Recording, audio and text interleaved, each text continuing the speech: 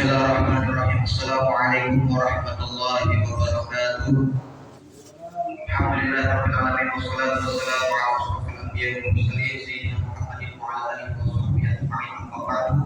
Rabbi ishrah li sadri wa yassir li amri wahlul 'uqdatam min lisani yafqahu qawli. Hadirin Bapak Ibu yang dirahmati Allah Subhanahu wa taala. Bismillahirrahmanirrahim. Allah yarzuqu rizqan liman yasha wa yaqdiru lahu. Bahwasanya Allah Subhanahu wa taala memberikan rezeki kepada siapa saja yang Allah kehendaki, baik itu kepada hamba dan makhluk lainnya.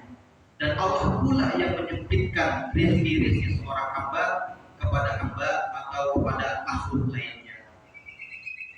Waqala Rasulullah sallallahu alaihi wasallam, man asbaha minkum fi jasadihi aminan fi sirrihi qutu yaumihi faka'anna mahijat lahu fid dunya. Bahwasanya Rasulullah sallallahu alaihi wasallam menjelaskan kebahagiaan itu ketika Allah Subhanahu wa taala memberikan rezeki kepada kita. Pagi harinya Allah kasih rezeki, kenikmatan. Kemudian pasangan kita atau istri kita itu tidak marah atau tidak ngomel. Itu suatu rezeki atau kenikmatan bagi suami. Dan juga adalah rezeki yang paling baik adalah suatu kenikmatan yang kita butuhkan atau berikan. Sama halnya seperti kita diberikan, seolah-olah kita diberikan kenikmatan seluruh dunia untuk kita. Paginya kita dalam keadaan kenyang, kemudian sehat jasmani kita, sehat rohani kita, dan istri tidak marah. Itu suatu kebahagiaan. Bapak Ibu yang dirahmati Allah Subhanahu wa taala, Abdullah bin Mas'ud radhiyallahu anhu itu pernah berkata, arba'atu minaz zulumati qalbi. Ada 4 hal yang mematikan hati. Pertama adalah yaitu batnun sab'an, perut dalam keadaan kenyang. Perut kenyang ini menimbulkan sifat egois kita, sehingga kita tidak bisa berbagi kepada orang lain.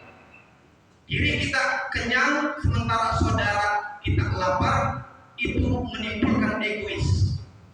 Maka kata Abdullah bin Mas'ud, 4 sifat ini yang mematikan hati. Pertama, perut dalam keadaan kenyang, tidak mau berbagi.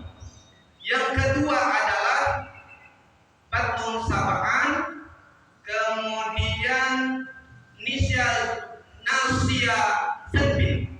zanbi, yaitu orang yang melupakan akan dosanya.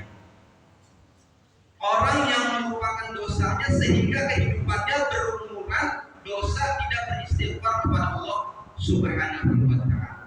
Yang ketiga, tulul amal, dia panjang angan-angan. Dan yang keempat, sahibatul zalimin, dia beserta orang-orang zalim. Bapak Ibu yang dirahmati Allah Subhanahu wa taala, Abdullah bin Mas'ud ini pernah meriwayatkan hadis Rasulullah sallallahu alaihi wasallam. Innahu la ya'tiya saminil azim yaumal qiyamah. Bahwasanya akan ada seorang di hari kiamat nanti dengan perut besar, badan besar, tinggi badan besar, perut besar. Kemudian dia masuk la yazilu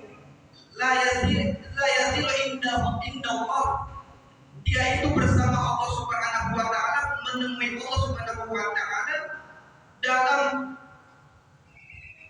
baudah, dalam ketika ditimbang timbangannya tidak sebesar perutnya.